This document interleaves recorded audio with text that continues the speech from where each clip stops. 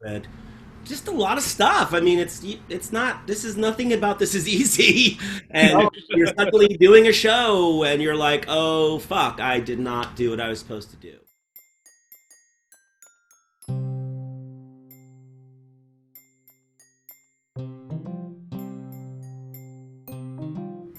Well, it's we've all had to become tech gurus along with being what we usually are. And I think that's so unfair to ask of all of us, right? Like I have friends Totally, where my totally. friends are high school teachers and all of a sudden they have to know everything about this. I used to work in social media, and if it weren't for that, I'd be even more lost.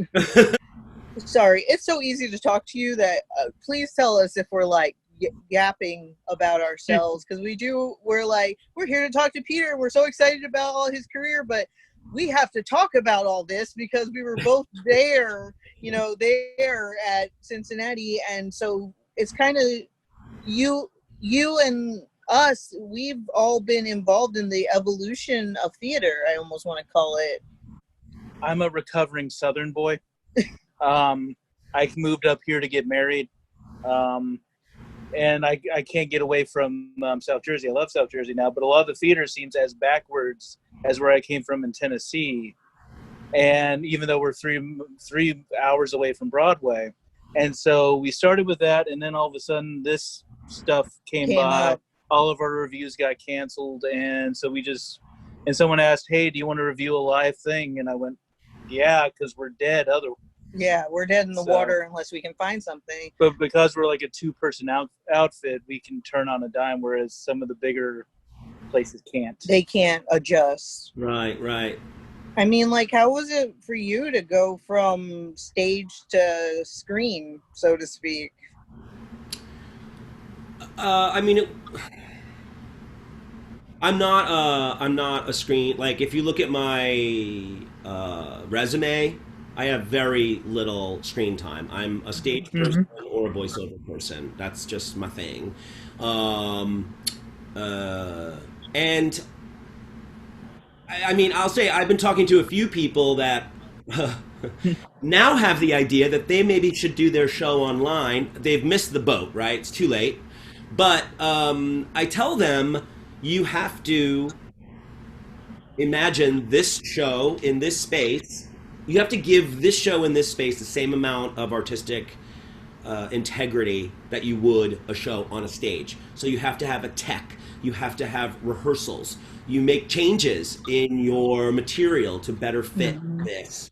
You know, the kids show was really hard to adapt because the kids in the live show get up on stage, they move things, they hand Oh, very, very, yeah.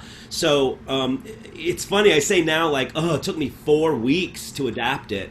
It's really, that's nothing anymore. But then 4 weeks, I felt like, oh shit, shit, shit. These kids need something, and Yeah. I got to get it together because I was supposed to go to Hollywood. I was supposed to be doing the show for 3 weeks in Hollywood for kids, and then this happened. So, and then I was supposed to come back and continue the run at the Crane where I always do it, and this happened. So I just felt a responsibility to do it. And it took 4 weeks not only to think about how am I going to make it work, but to actually create. I keep pointing over to my office to create the Yeah. space that Mm-hmm. the show would work in, and figuring out like, oh, for this one I have to stand, and the lights need to be this, and I mean, just it's so much. I mean, I was on when I was on tour with Stomp. We knew the show like the back of our hands, but every time we went into a new theater, we had a run through of the whole show because mm-hmm. the audience is in a different place, the wings are in a different place. I mean, the stage is bigger, longer. So I think I Mm-hmm. learned from that you have to you do have to adapt with the same amount of professionalism that for this that you would with something on stage.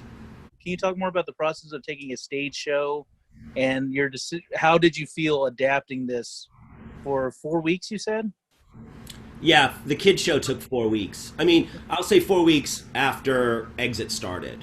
So Okay. Yeah. yeah, and Exit started I think on the 15th was the first show, and the lockdown began on the 13th.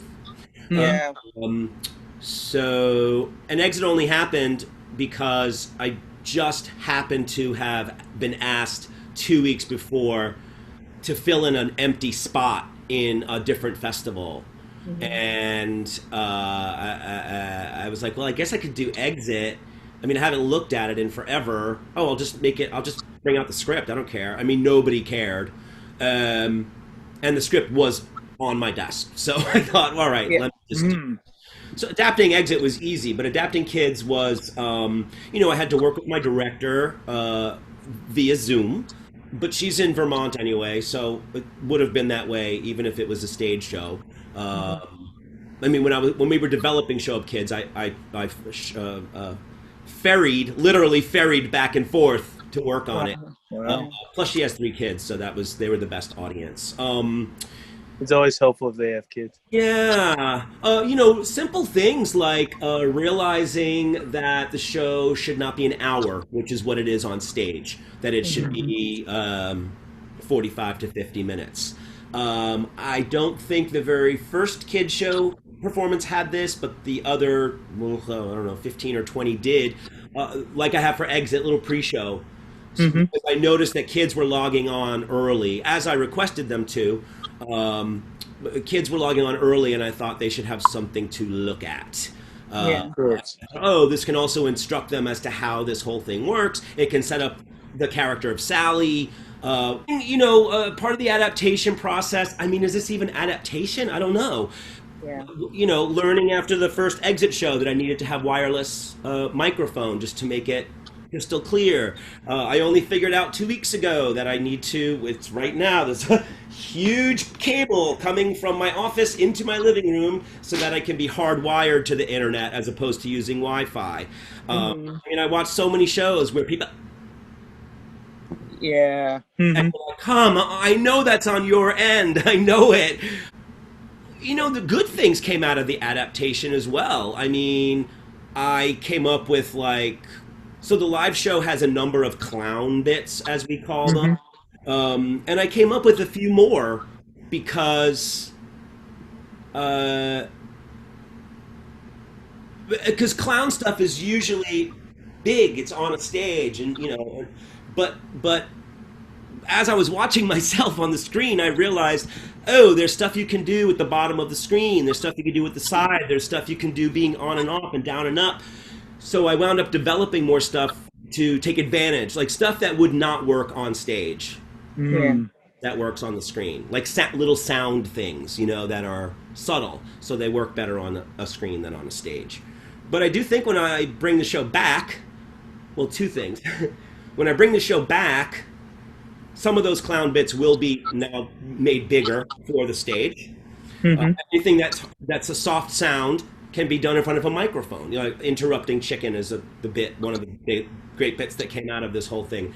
I can just do that in front of the microphone all the time. But the other thing is, if and when the show comes back live and everyone is still cautious about everything, I'm not going to have kids touching props, running up and down aisles. I'm not going to have any of that. So in a weird way, the way I develop the show for the small screen will then become how I readapt it to the stage show. Yeah. I had no intention of ever doing Desperately Seeking the Exit again, right? At all. I've done a couple of celebrity readings where I get pretty well-known people in the world to do me. They do the whole show. I do the opening and the closing, and they do everything in between. And it's really fun for people who haven't seen it, who want to hear Adam Feldman from Time Out doing a play. Or